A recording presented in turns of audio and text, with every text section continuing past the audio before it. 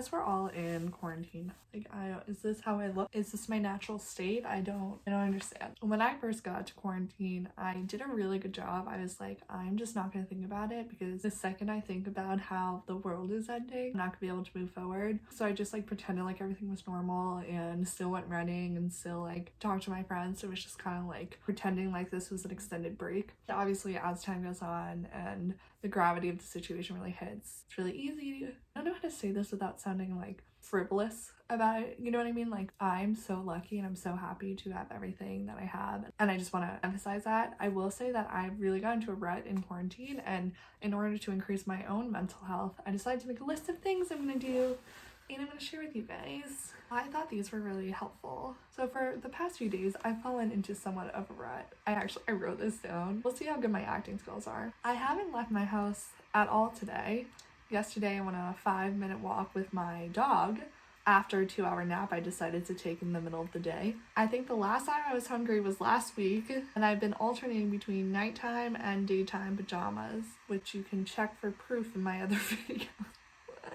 I know I'm sad for a lot of reasons. People everywhere, literally everywhere, are dying. The economy is at an all-time low. People are losing their everyday jobs, not being able to pay for rent or for groceries. And then here I wrote this as a comedic joke. To top it off, I haven't seen college friends for a week, and I am many episodes deep into a CW show about high school football players.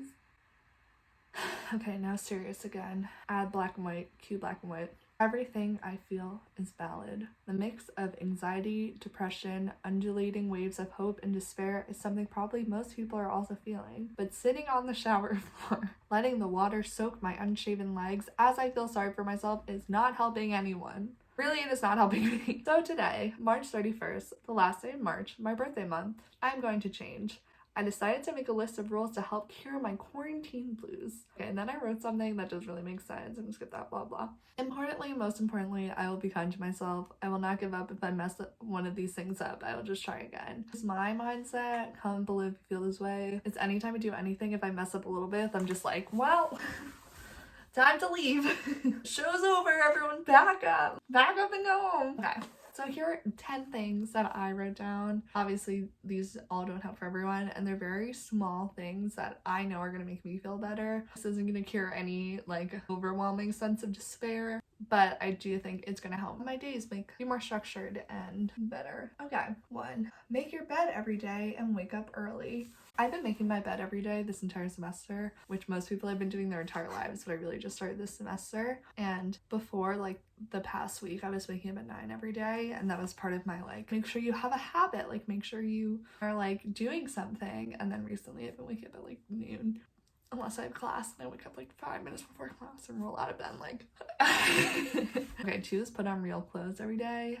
As I mentioned, I was alternating between daytime and nighttime pajamas. That's not an original joke. I would like to thank TikTok for that. Today I put on some real clothes. I'm wearing a skirt. Okay.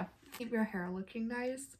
Because I haven't really been wearing makeup recently, I feel like a lot of my self-esteem comes from how my hair looks. It doesn't look that good today, but I attempted.